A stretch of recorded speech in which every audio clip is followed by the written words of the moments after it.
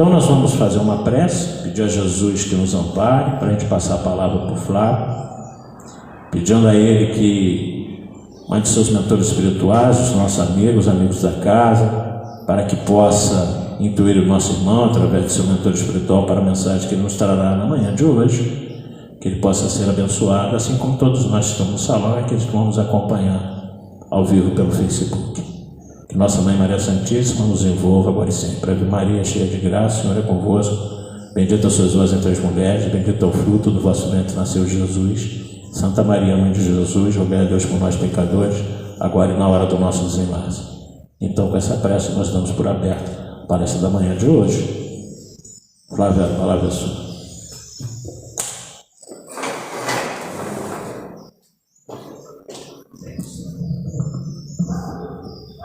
Meus irmãos, bom dia. Que a paz de Jesus possa permanecer e estar nos nossos corações nessa manhã e que os nossos pensamentos possam ser vasculhados pela espiritualidade maior, a fim de que ela possa perceber quais são as nossas reais necessidades. Os nossos pensamentos voam até os nossos lares, muitas das vezes, buscando trazer para a nossa imagem mental aqueles nossos irmãos sofredores, os rebeldes, os omissos, os submissos, aqueles que se encontram enfermos, doentes, viciados de toda sorte.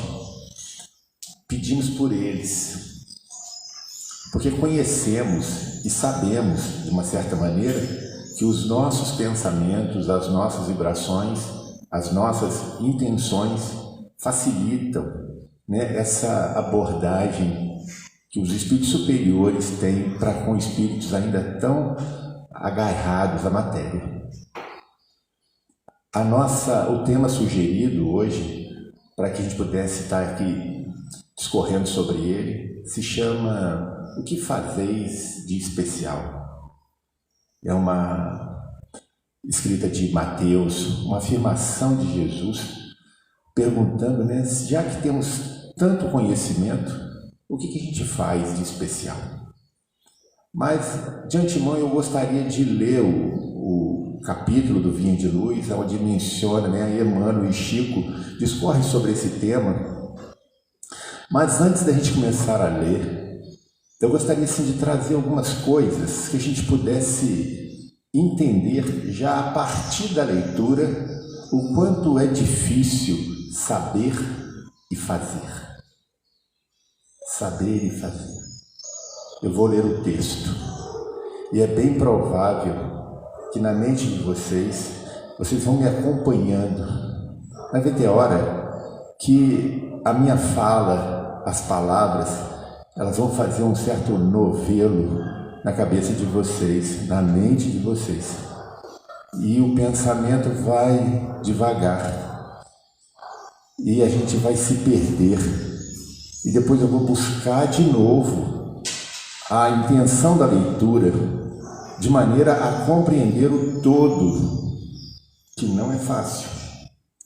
E novamente eu vou me perder, e eu vou tentar entender de novo o que a gente está estudando, o que a gente está lendo, e depois novamente. Então é bem provável que dessa leitura que iremos fazer, talvez de 5 a 15% ficará na nossa lembrança.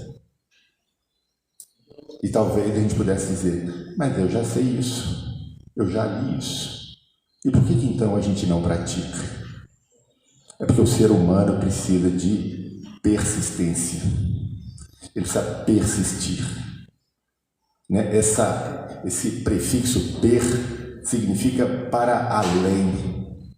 Eu preciso insistir, eu preciso persistir, eu preciso ir além. Eu preciso doar, eu preciso perdoar, fazer um pouco mais. Então, quando eu falo que nós precisamos, quando, de certa maneira, a doutrina espírita nos ajuda nessa questão da persistência no aprendizado.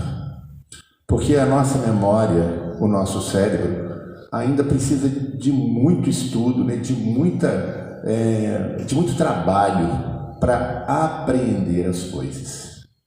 Vamos à lição. Como eu falei para vocês, precisamos prestar muita atenção para ter uma compreensão de 15% do que vai ser lido. Ok?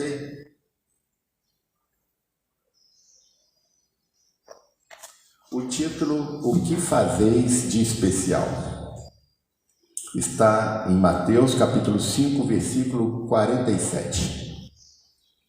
Iniciados na luz da revelação nova, os espiritistas cristãos possuem patrimônio de entendimento muito acima da compreensão normal dos homens encarnados. Em verdade, sabem que a vida prossegue vitoriosa, além da morte, que se encontram na escola temporária da Terra em favor da iluminação espiritual que lhes é necessária. Que o corpo carnal é simples vestimenta a desgastar-se cada dia. Que os trabalhos e desgostos do mundo são recursos reeducativos, que a dor é o estímulo às mais altas realizações, que a nossa colheita futura se verificará de acordo com a sementeira de agora. Que a luz do Senhor clarear-nos-á os caminhos, sempre que estivermos a serviço do bem. Que toda oportunidade de trabalho no presente é uma bênção dos poderes divinos. Que ninguém se acha na crosta do planeta em excursão de prazeres fáceis, mas sim em missão de aperfeiçoamento. Que a justiça não é uma ilusão e que a verdade surpreenderá a toda a gente. Que a existência na esfera física é abençoada oficina de trabalho, resgate e redenção, e que os atos, palavras e pensamentos das criaturas produzirão sempre os frutos que lhes dizem respeito no campo infinito da vida. Efetivamente sabemos tudo isso. Em face, pois, de tanto conhecimento e tanta informação dos planos mais altos a beneficiarem nossos círculos felizes de trabalho espiritual, é justo ouçamos a interrogação do Divino Mestre: que fazeis mais que os outros?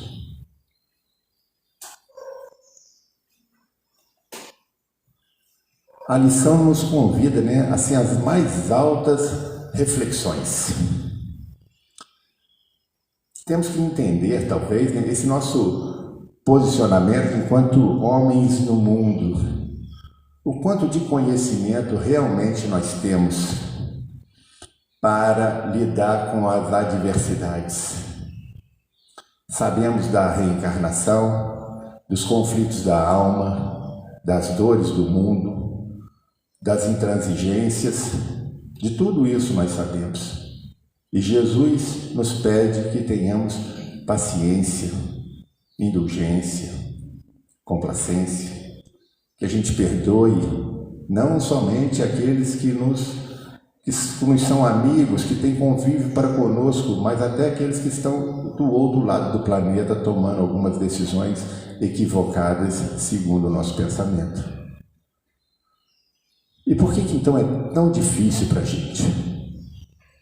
A gente poderia começar, tentando compreender o funcionamento do ser humano, o funcionamento da mente humana. Evidentemente que uma hora não é possível, mas vamos tentar dar aqui alguns esboços que não é para a gente justificar por que a gente não faz. É que é para a gente prestar mais atenção e tornar o nosso momento presente no presente. A gente vivenciar aquilo que estamos presentificando. Se estamos aqui hoje, se alguém amanhã vai escutar essa palestra, que escute a palestra, que preste atenção, que fique presente no momento presente. É muito comum a nossa cabeça agora, à medida que eu vou falando, a gente vai passeando por aí pensando em outras coisas e colocando muitas das vezes aquilo que escutamos para um outro que não está aqui a não ser para nós mesmos. Nossa, como seria bom se fulano estivesse aqui ouvindo isso. Já passou pela nossa cabeça a possibilidade de acharmos que palavras alguns conceitos seria bom para que fulano aprendesse. E por que ele não está aqui? Por que nós estamos aqui? Qual é essa real necessidade, já que também sabemos que o acaso não existe? Essas manifestações que nós encontramos no mundo, pedindo o nosso esclarecimento, a nossa compreensão, melhor dizendo, de fatos, de coisas que acontecem, a gente vê muito isso nos telejornais. Acontece alguma coisa e os telejornais já colocam de imediato aquele ato infeliz de um irmão nosso na tela. Bota aqui na tela, fulano. E a gente então presta atenção. Olha lá, alguém fez uma coisa errada. Deixa eu ver. A gente vai lá e olha a notícia e de pronto a nossa mente julga aquele indivíduo. Como é que pode fazer uma coisa dessa natureza? A gente julga de pronto. E ali tinha um grande material de aprendizado para nós, de olharmos aquele indivíduo e não fazermos julgamento, apesar de que tem alguém nos induzindo a pensar de forma contrária aos nossos princípios. Se somos espíritas, precisamos agir e pensar como tal. E por que a gente não faz isso? É porque a gente aprendeu, mas não apreendeu.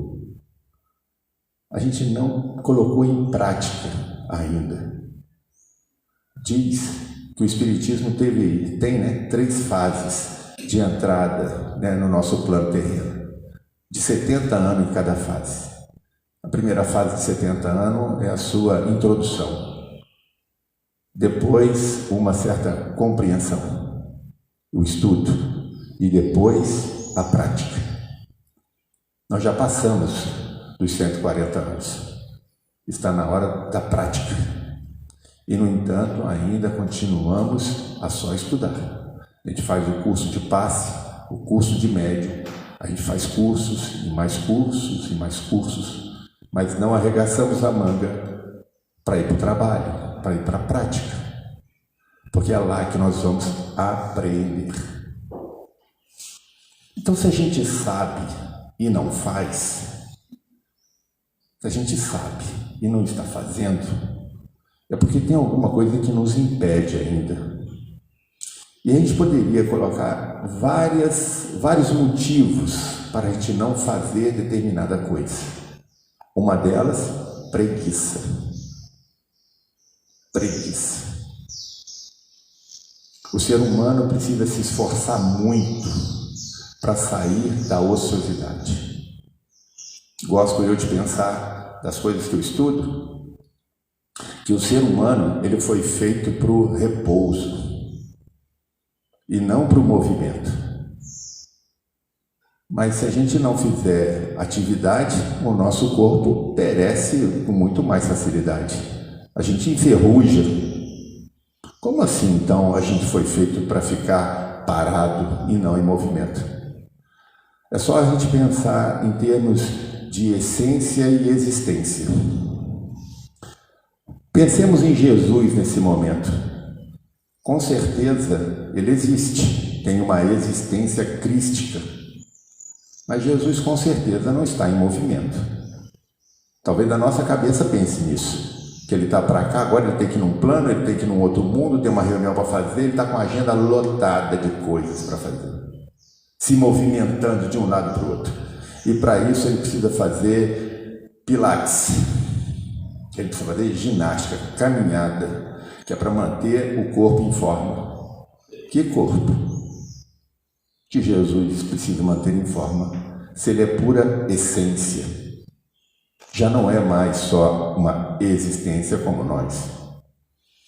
Então nós temos 2 coisas, uma existência que precisa se movimentar, porque tudo no mundo está em movimento, mas também temos que ficar com isso aqui, trabalhando de uma maneira a privilegiar a nossa essência espiritual. E isso provoca uma grande briga dentro de nós, porque eu quero parar para pensar. mas eu também preciso me movimentar para o trabalho. Então, na hora que o corpo cansa, eu acho um jeito de sentar e descansar. Mas aí, se eu acostumo ficar sentado descansando, eu não saio para o trabalho. A preguiça me toma. E na nossa vida existe uma questão que é preponderante, que são as fases da nossa idade. Quando nós estamos na juventude, estamos brincando, divertidos, se movimentando o tempo todo. Ficamos então na mocidade e agora uma força maior nos impele para que possamos trabalhar e nos individualizar. De uma certa maneira seria a nossa vida emancipada. E depois a gente entra já no quadro da madureza e depois da fase idosa, e aí vem a necessidade de um repouso ainda maior, porque já não temos mais forças físicas para tanto trabalho físico. Logo, a gente precisa respeitar essa, que a gente vai chamar de natureza humana. Respeitar isso. Então veja, falaremos aqui um pouco essa natureza humana, para a gente poder entender por que a gente precisa fazer algo de especial com a ferramenta ou na posição em que nos encontramos. Porque às vezes já nos fazemos uma autocrítica de achar que precisamos estar em todas as frentes de trabalho. E às vezes sem condição para isso. Temos outras obrigações que nos impelem de estar em determinados lugares e estarmos fazendo outra tarefa.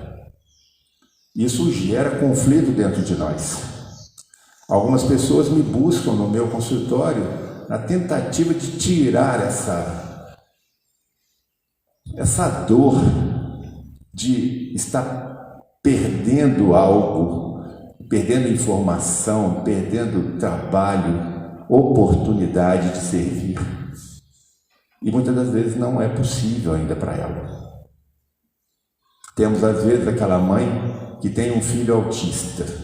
Imaginemos uma mulher que tem filho autista, de grau elevado, que dá muito trabalho, muito trabalho. Então, em determinada idade dessa criança autista, ele é muito ativo e um descuido pode levar até mesmo o desencarne dele. Alguma pessoa que esteja de fora pode dizer a essa mãe: eu não sei por que você se preocupa tanto, você não tem fé? A espiritualidade também cuida dele. Com certeza. Mas eu sou a pessoa que está ligada diretamente a ele, ao cuidado dele. Que a espiritualidade não tira o dedo dele da tomada, não tira ele da beirada da janela, não tira ele com a mão na boca do cachorro. Isso é função minha. Então, por que você não está lá no centro, ajudando no bazar, na água fluídica, na reunião mediúnica? Então, é porque tem uma obrigação um pouco mais atirada para mim, é eu fazer isso, para eu fazer, que é cuidar do meu filho. Então veja, a gente sabe de tanta coisa, mas por que eu então não faço? É porque eu preciso então entender qual é a minha verdadeira obrigação. Eu preciso desses conhecimentos também. E se eu sei disso, por que então eu não faço? Por que então, conhecemos algumas famílias que funcionam desse jeito. Às vezes tem um filho problemático, um filho com algum tipo de transtorno, e essa família então se aventura a fazer coisas fora de casa como se fosse uma fuga, para não ficar na convivência daquele ser que tanto exige dela. Se você sabe que ele é importante, por que você faz isso? Então, eu preciso me compreender. Eu preciso saber por que eu fujo dessa obrigação. Por que isso me causa tanto desprazer, ficar com ele. É mais ou menos essa forma da gente pensar. O que é importante para eu fazer? Como diz a lição, o que você faz de especial? A gente poderia pensar, olha, de especial, eu cuido dos cachorros, dos cães abandonados. É isso que eu faço de especial. Mas com tanta criança passando fome, você está cuidando de cachorro? Então é porque eu me associo, eu tenho mais compaixão, eu tenho mais intimidade com esse tipo de ser. E você, o que você faz de especial? Olha, eu cuido das plantas. Eu gosto de ir para a natureza, de encher minha sacola de semente, e ir para algum campo e semear. Isso que eu faço de especial. E você, o que você faz de especial? Eu gosto de ir no asilo visitar os idosos. Me apetece mais estar com eles. E o outro, cuidar de crianças, ser professor, ser médico, ser pedreiro, engenheiro, faxineiro. Dentro de cada atribuição, podemos buscar ali uma certa especialidade, fazer algo de especial dentro do nosso círculo de trabalho. Só que para eu ser especial dentro desse lugar, eu preciso às vezes de saber de coisas do mundo. E veja que interessante, né? Nós sabemos que a doutrina espírita, ela é ciência, filosofia e religião. Mas a gente não pode atribuir ao espiritismo uma filosofia espírita. O espiritismo é filosofia. Mas qual filosofia? A filosofia que está. Ela estuda do mesmo jeito as outras filosofias. O espiritismo é ciência. Qual ciência? Essa que está aí. Não é uma ciência diferente. O espiritismo não tem uma filosofia diferente, uma ciência diferente. O espiritismo também é religião. Qual religião? Essa que está aí. As que estão aí, né? Não é apenas uma religião, são vários conhecimentos. Então a gente não teria uma especificidade espírita.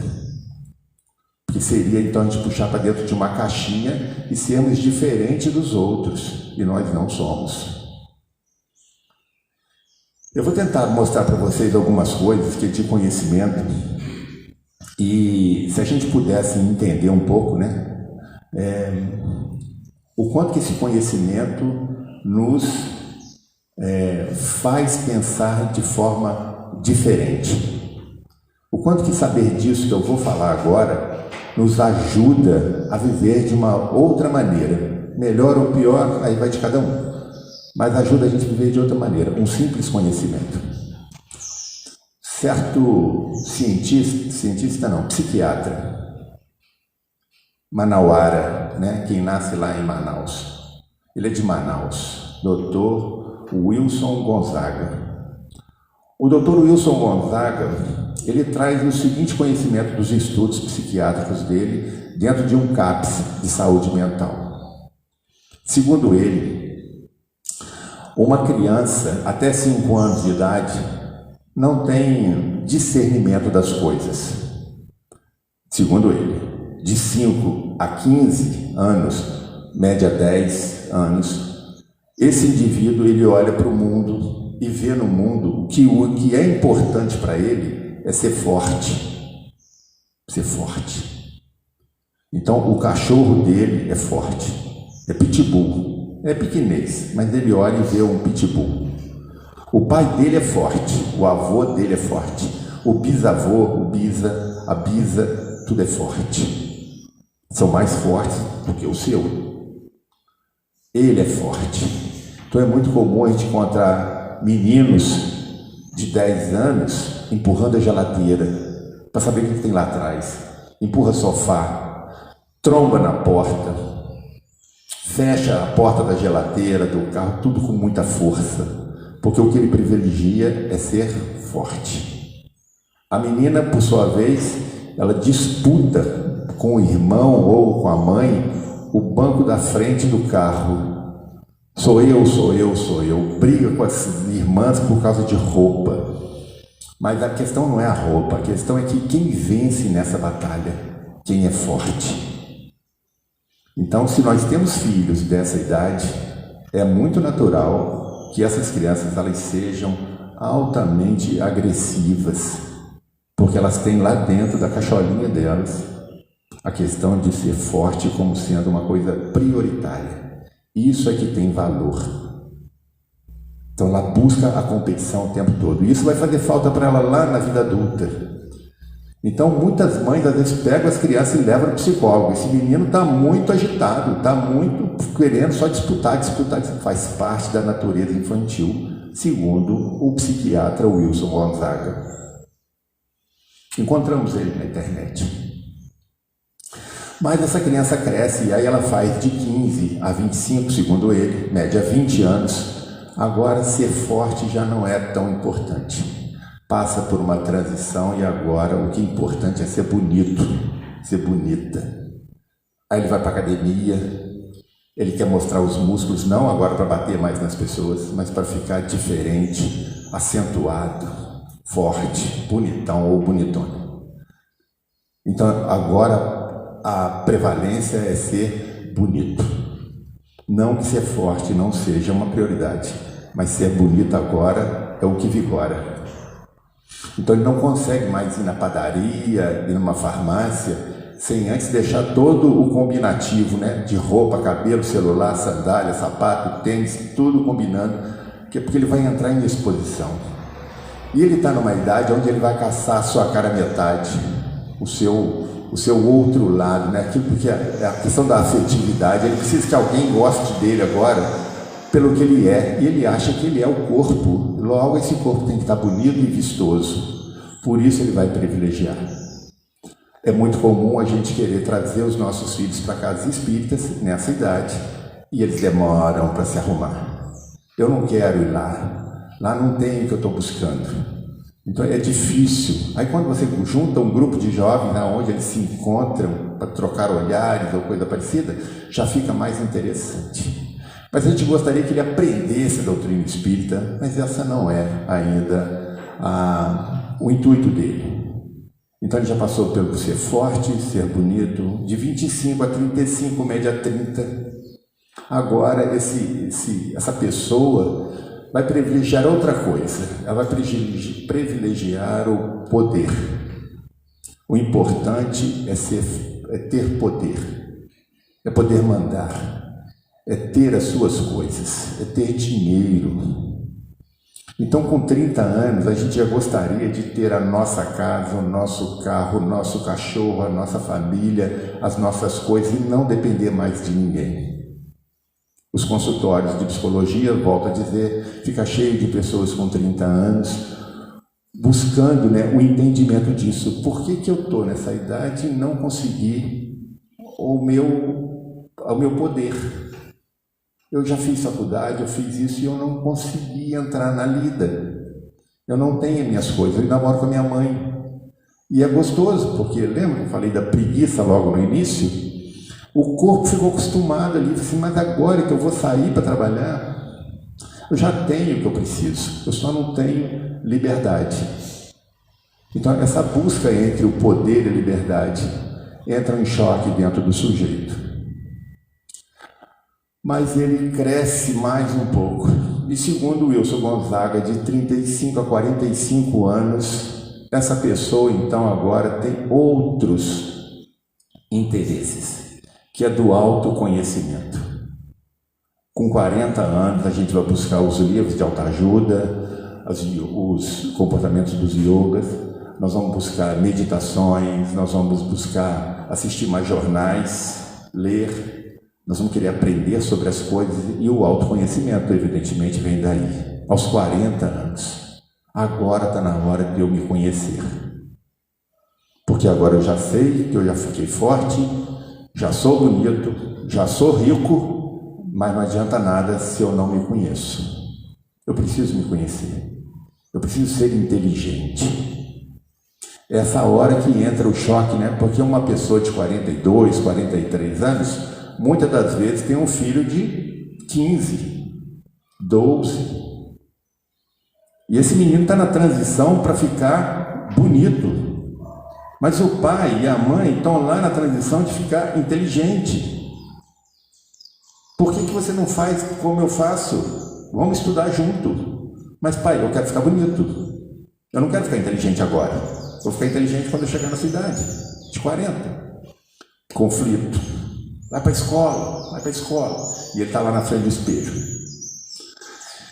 Essa diversificação, né, de conceitos e de buscas se dá ao longo da nossa vida. Então, quando a gente cresce um pouquinho mais, né, mas só voltando um pouco nessa questão do autoconhecimento, né, que a gente vai buscar livro, vai ler, quer conhecer o Evangelho, aí a gente começa a fazer cursos dentro do Centro Espírita. Vamos fazer curso, aí a gente começa a fazer curso de médium, curso de passe, curso estudar o Evangelho, culto no lar, e nós vamos aprendendo nessa idade, é mais propício. Evidentemente que antes a gente também estuda, mas não com tanto afinco. A gente também, com 40 anos, ninguém quer ficar feio, ninguém quer ficar fraco, mas essa não é a prioridade, segundo Wilson Gonzaga. Aí depois a gente cresce mais um pouco, de 45 a 55, médio 50, vai dizer o Wilson Gonzaga que agora é a idade do amor. Mas não era para ser lá atrás, né? A gente não aprende isso, né? A gente precisa amar as pessoas, e eu vou começar a amar com 50 anos de idade. Porque agora a gente já tirou aquela questão de ser bonito, de ser forte, de ter dinheiro, de ser rico. Agora não, agora eu preciso de amar, porque agora eu me conheço. Agora eu consigo fazer algo de especial. Porque agora eu tenho o amor dentro de mim. Só que isso às vezes se equivoca um pouco. Porque enquanto a mulher está entrando na menopausa, ou na pré-menopausa, com 50 anos, ela começa a declinar essas questões de um olhar para o mundo mundano. Em compensação, o homem está numa outra vibe, ele está virado para o outro lado, porque ele está começando a perder um pouco da sua virilidade, ele já está ficando mais velho, e ele quer lutar contra isso. Então, enquanto o amor da mulher é um amor mais espiritualizado aos 50, a gente teria o amor do homem mais erótico. Grandes pessoas, muitas famílias se desfazem nessa época do casamento, entre 45 e 55 anos. Os filhos já estão grandes e agora queremos buscar uma outra pessoa que dê sentido ao amor que eu estou sentindo. Então, assim, passar por essa fase é tão difícil. E as pessoas podem dizer assim: o que você faz de especial nessa fase da vida? Supero o meu marido intransigente ou a minha mulher meio deslocada dessa vida sexual? Preciso superar. O que eu faço de especial com relação a isso? Luto contra essas questões, entre aspas, que a gente poderia dizer, da natureza humana. Porque eu não sou bicho. Então eu posso trabalhar com isso, ou através disso, para a minha elevação.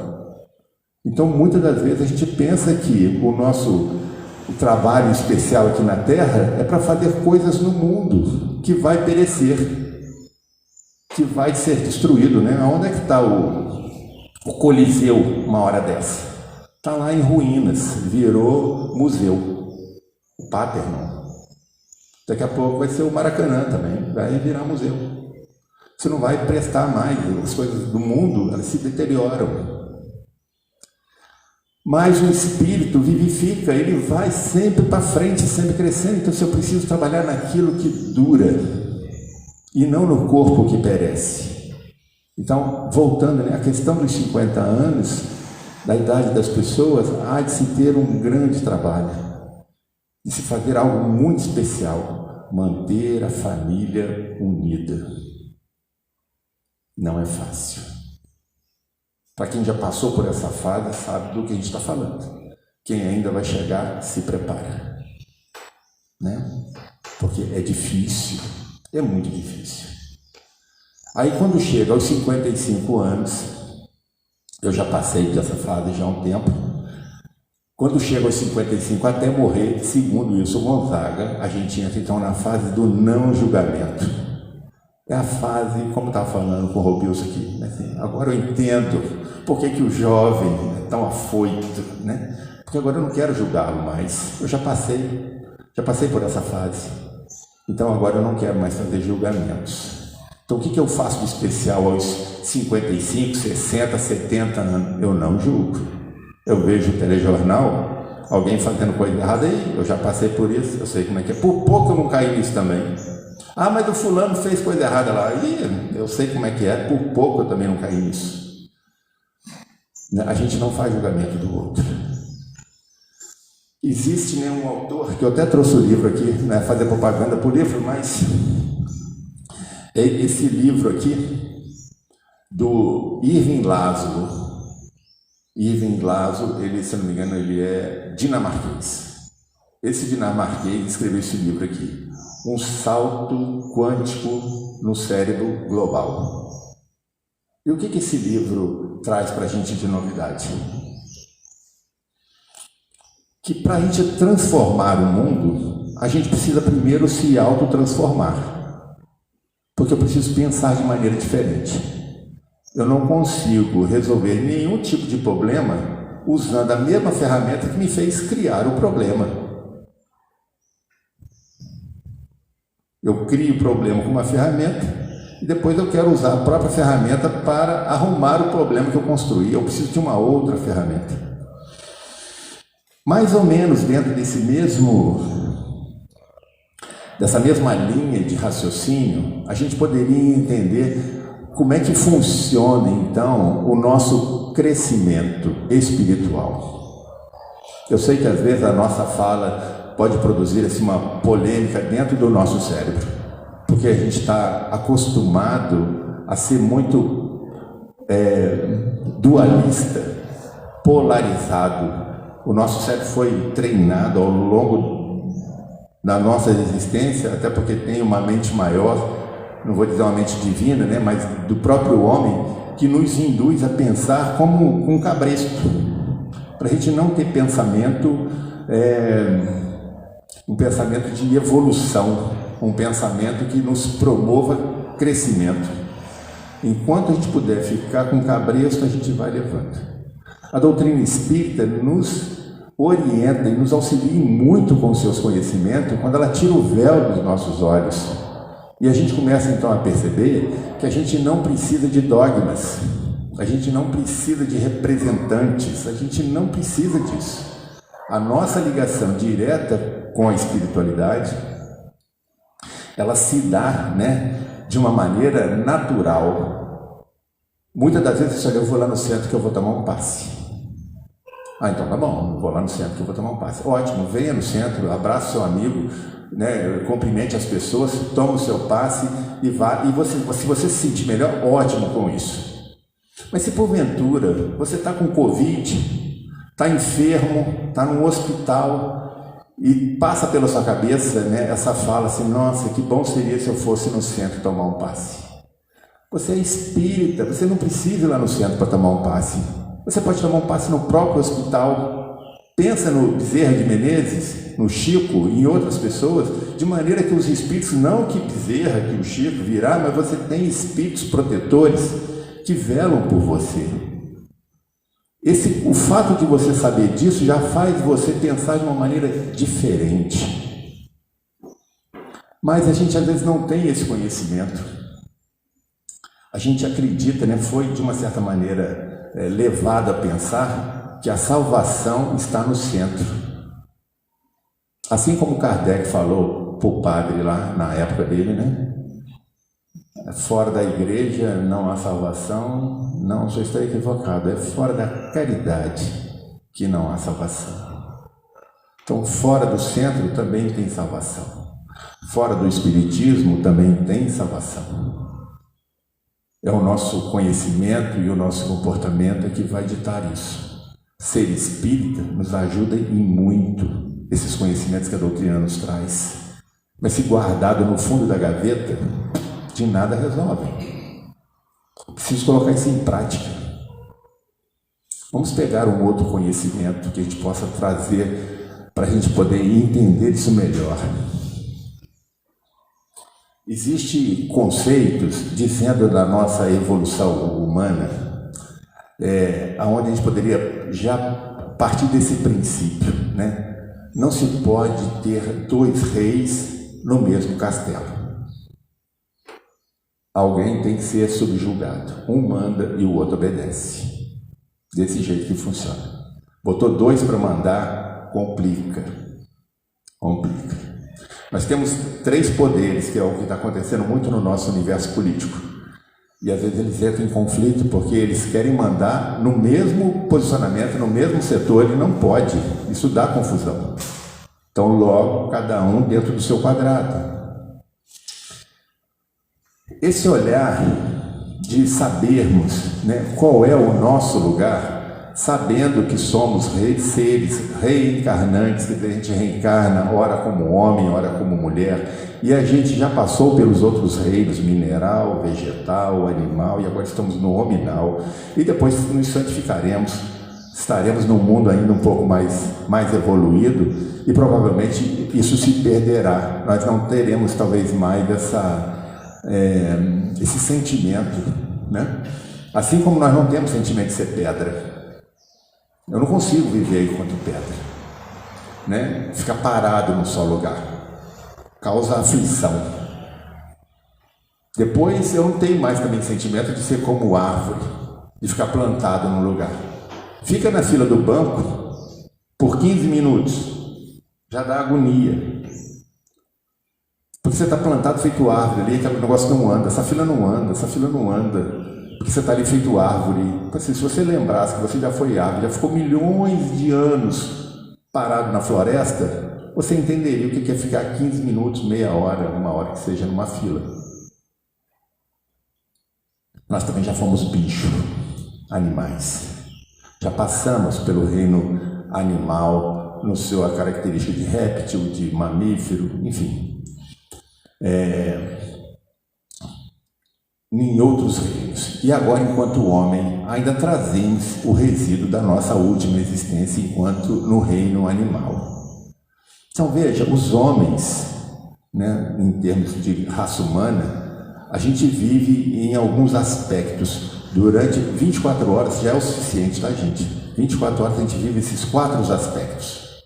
O primeiro aspecto do homem seria macho e fêmea. Macho e fêmea. Os dois aí. Nessa configuração, o macho, ele é o que tem a supremacia, é ele que manda. Tirando alguns insetos e alguns poucos animais, a fêmea, às vezes, ela age com mais soberania. Mas, na natureza, o macho, ele supera a fêmea. É ele que manda. E por quê? Porque ele é mais forte. Ele tem força. Não tem inteligência, mas tem força. Essa força dá a ele esse lugar de destaque. Macho e fêmea. E qual é, né, dentro desse conceito macho e fêmea, que também existe em nós, de certa maneira, é o macho que nos habita, que manda no mundo. Hoje somos nós homens mandando, amanhã reencarnando como mulheres, ficaremos subjugados a esses machos. Né? Estou falando de macho e fêmea. E qual é, então, dentro de nós essa característica? O que o macho e fêmea vivem? Prazer e poder. Isso que o macho e a fêmea vão buscar, prazer e poder. Mas eu saio dessa categoria agora e entro na categoria homem e mulher. O homem como sendo o macho, a mulher como sendo a fêmea, pouco importa o lugar que ficam, mas agora eu estou num outro aspecto. Agora quem manda aqui não é a força mais. Aqui agora não precisa de ter rei. Aqui agora nós estamos dentro de uma outra configuração. Dentro da configuração homem e mulher, o que impera é o autocuidado. Eu cuido de mim. Então eu trabalho, eu tomo banho, eu faço meu café, eu que mastigo a minha comida, eu passo a minha roupa, eu cuido das minhas situações, da minha casa, do meu dinheiro, eu trabalho, eu quero ter o meu carro, as minhas coisas. Essa é a configuração do homem e da mulher, que também cuida de si. Cuida do cabelo, da unha, ela cuida dela. Então, esse lugar de homem e mulher já não tem mais aquela supremacia de mais forte. Agora não. Agora é a questão da inteligência. Isso faz a gente pensar, né? Por que às vezes a gente ainda vive num mundo machista? O nome já está dizendo, né? O mundo dos machos. Se eu pegar qualquer um de vocês, ou pegasse aqui então um ministro do STF, uma ministra do STF, colocasse uma plaquinha no pescoço dela, ministra do STF, bem grande, de maneira que desse para ler, levasse ela para as savanas africanas e falasse: olha, dá um passeio aqui na savana, mas cuidado, tem leão. E ela me falasse assim: eu não me preocupo, eu sou ministro do STF. Olha, eu não sei se ele chega ao final do percurso. O leão devora ele, porque o leão não sabe ler plaquinha. Veja onde é que a gente pode chegar com isso. Às vezes a gente vê alguns homens, entre aspas, macho, que não sabe ler plaquinha. Ele não sabe respeitar. Porque lá dentro da cabeça dele tem um dispositivo que faz ele pensar que ele é macho, que o negócio dele é pela força. E que precisa, realmente ainda precisa. No mundo de macho você precisa ter gente forte. Porque quando um homem muito forte ultrapassa os limites da lei, eu preciso de alguém tão forte quanto ele para liberá-lo. Não adianta eu colocar alguém que tenha valores éticos e morais para que pudesse repreendê-lo. Eu preciso de botar gente forte. Preciso botar policial lá com um braço grande, gordo e forte, para poder prender esse sujeito e tirá-lo, às vezes, da sociedade. Porque ele não entende plaquinha, ele não entende o amor, ele não entende o evangelho, ainda. Então, quando a gente para e percebe, né, que você pode ainda subir um pouco mais de nível, que a gente vai chamar de nível pai e mãe. Então, eu sou macho e fêmea, homem e mulher, agora eu estou no nível pai e mãe. Aqui embaixo, prazer e poder. Aqui o autocuidado. Aqui o cuidado do outro. Na função pai e mãe, eu cuido do outro. Então, o que eu posso fazer por você? De especial, né? Para a gente usar o tema aqui da manhã. O que eu posso fazer para te atender? Como é que eu posso te ajudar? Como é que eu posso aprender a ter paciência contigo? Então, algumas pessoas que estão em determinados locais de trabalho muito bem colocadas, né? Tipo recepcionista de hotéis no Rio de Janeiro, onde o passar de pessoas é muito grande e as pessoas, às vezes, ele está lá como uma pessoa invisível, um faxineiro de um hotel de luxo. Ele está lá como uma pessoa invisível, as pessoas nem o conhecem, mas ele faz o melhor que ele pode, mesmo sabendo que não vai receber um bom dia, mas ele atua com diligência, com educação, ele presta seu serviço com habilidade, com carinho. Mas a gente também ainda sobe um pouco mais de nível. Então eu tenho macho e fêmea, que é prazer e poder. Eu tenho homem e mulher, que é o autocuidado. Eu tenho pai e mãe, que é o cuidado do outro. E depois eu subo para uma outra escala, onde eu igualo tudo, onde eu sou espírito. Agora não tem homem e mulher, não tem nada disso. Agora é a minha relação com a natureza, com o universo, com Deus. Saber disso já me dá uma orientação para eu fazer algo de especial. Eu não estou falando de caridade fora da gente. Veja, a gente consegue ou precisa de vivenciar essas 4 naturezas dentro da gente. É muito difícil, né? A gente com 40 anos, 30 anos, no auge da nossa existência física, a gente só cuidar do nosso lado espiritual. Cadê o seu lado de macho? Não tem? Ou de fêmea? A gente relega, porque a gente colocou às vezes na cabeça das pessoas que isso é pecado. Então a gente não busca isso mais. Não busca o carinho a dois, a gente não busca essa questão da intimidade sexual, a gente já não busca mais isso. Porque a gente aprendeu isso dentro da religião, de uma maneira equivocada, que isso não se deve fazer. Hora nenhuma. E a gente então vai deixando de lado esse nosso lado macho e fêmea, porque a gente está buscando o espiritual. Ou então a gente busca só o lado do pai e mãe, cuidar do outro e esquece do homem e mulher, do cuidar de si. Aí a gente começa então a ficar meio desleixado, começa a não se importar mais com as coisas, porque o que eu preciso é cuidar do outro. Fazer a comidinha do outro, arrumar a casa do outro, limpar para o outro, fazer para o outro, e assim a gente vai colocando aquele sujeito naquele cantinho da preguiça. Lembra que a gente não consegue sair porque tem um outro fazendo por nós.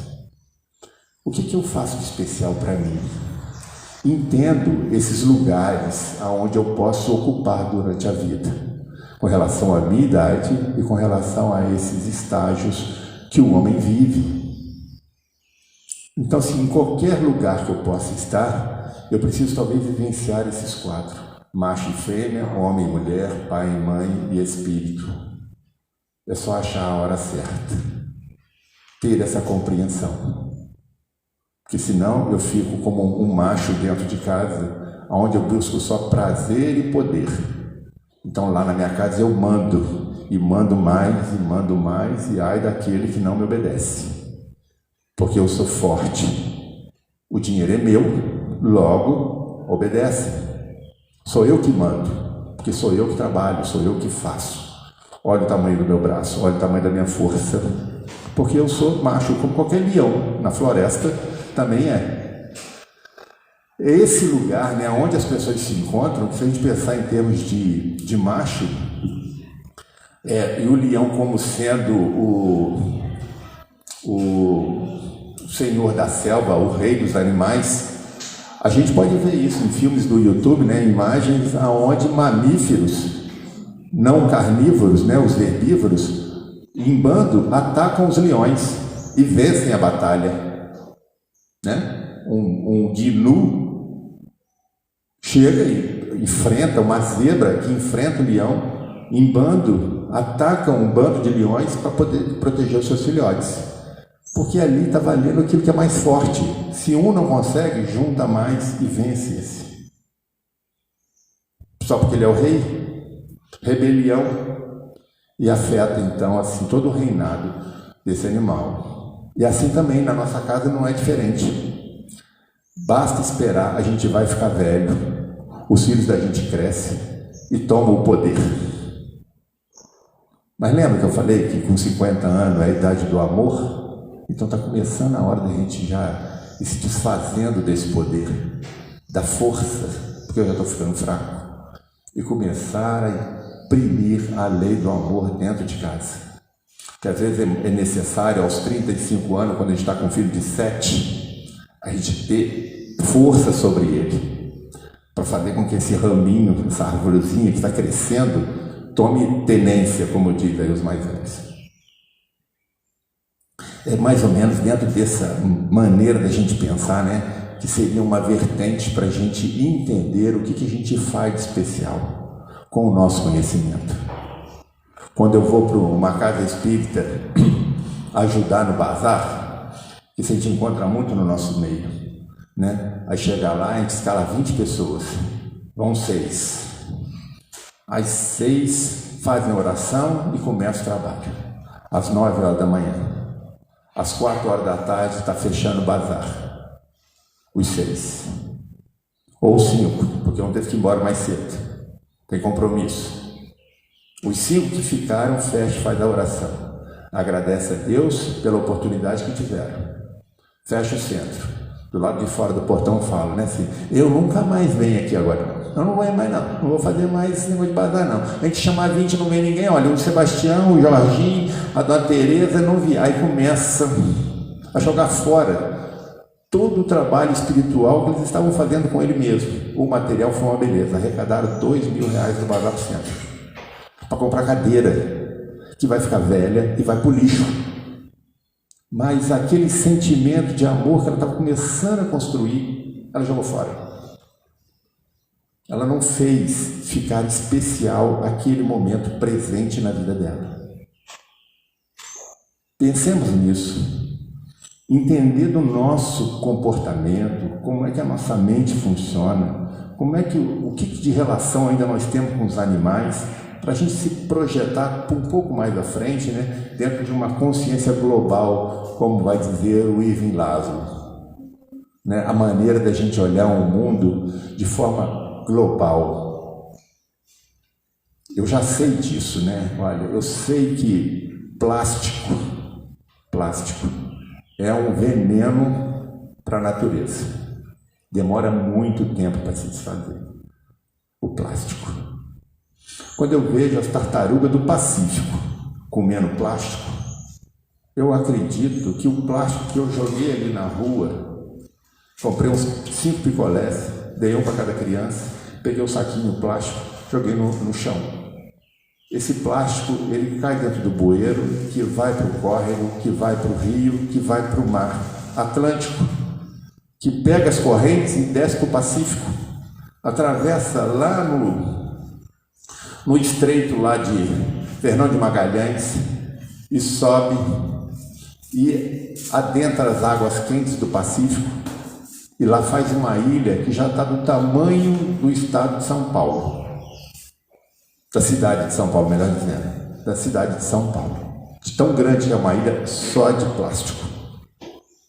Aí a tartaruga come, e a gente em casa, quando assiste o Globo Repórter, a gente fica triste de saber como é que tem pessoas que ainda fazem isso, e você não se vê uma delas. Aí de novo, né? A gente não está falando só de uma filosofia do mundo, de uma filosofia espírita. A gente está falando da filosofia em geral, que é o fato de eu ter conhecimento a respeito do todo no mundo. Eu começar a ter tomada de consciência, perceber o mundo que eu habito, o que eu preciso fazer para a melhoria dele, para a melhoria do meu irmão e para a melhoria de mim mesmo. Tomada de consciência.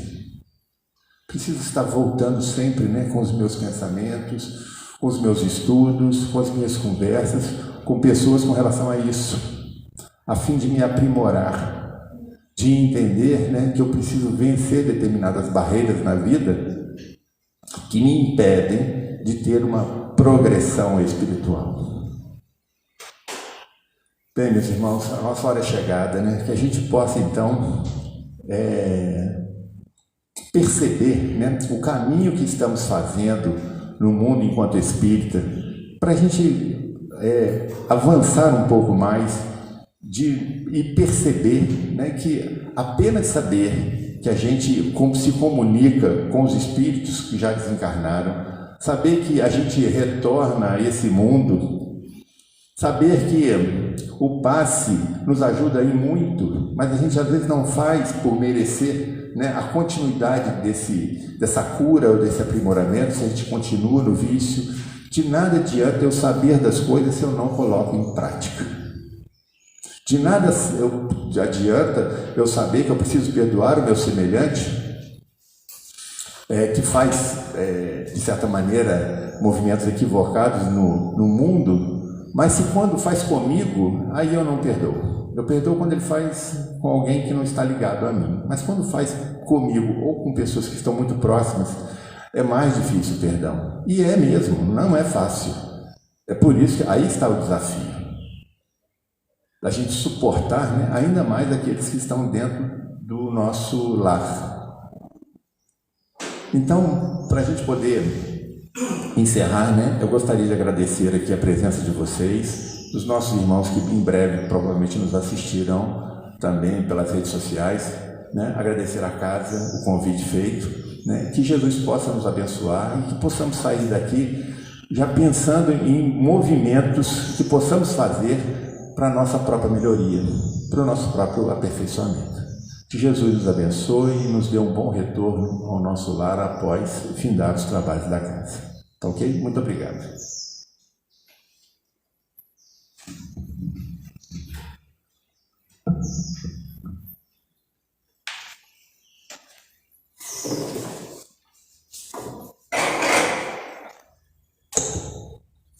Agradecemos o Flávio, né, pela mensagem da manhã de hoje, que Jesus ilumine agora e sempre. Quarta-feira que vem, nós temos a palestra da Solange com o tema Evangelização do Homem no Terceiro Milênio. Solange estava atrás. Então, todos convidados. Um aviso aqui, se vocês perceberam aí, nós tiramos, né, a separação das cadeiras em função da enorme diminuição aí da pandemia, que já nem é mais considerada uma pandemia. Então nós tiramos a limitação aí das cadeiras, a separação, mas ainda estamos pedindo que o pessoal do salão use a máscara, né, por precaução, até que realmente se extinga aí e a gente possa viver mais tranquilos, né, próximo do outro. O passe, quem tiver necessidade, nós na pandemia nós limitamos a 3, separando ali bem as cadeiras, 4. Então hoje, se tiver 6 passistas aí em condições, a gente já pode operacionalizar lá dentro com 6, ok? Então quem tiver necessidade de passe, aguarde no salão. Ainda agradecendo a questão do almoço a todos aqueles que colaboraram aí, direta e indiretamente para o sucesso do nosso evento, cabeçado pela Laurete, pela Marta, né? Os nossos sinceros agradecimentos, não vou ficar citando o nome aqui, senão a gente vai esquecer de algum. A Arlete, que trabalhou direto na cozinha também, e todos aqueles que contribuíram direto e indiretamente para o sucesso do almoço, nossos sinceros agradecimentos.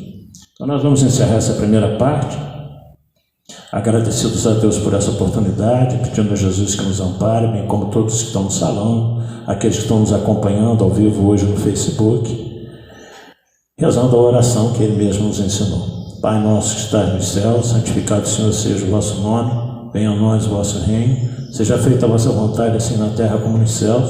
O nosso de cada dia nos dai hoje, perdoai as nossas ofensas, assim como nós perdoarmos a quem nos tem ofendido. E não nos deixeis cair nas tentações do caminho, mas livrai-nos de todo mal, porque são teus o reino, o poder e a glória para sempre. Com essa prece, então, nós pedimos permissão para dar por encerrada a primeira parte, passamos aos nossos trabalhos na Câmara de Paz. Aqueles que tiverem necessidade, aguardem o salão.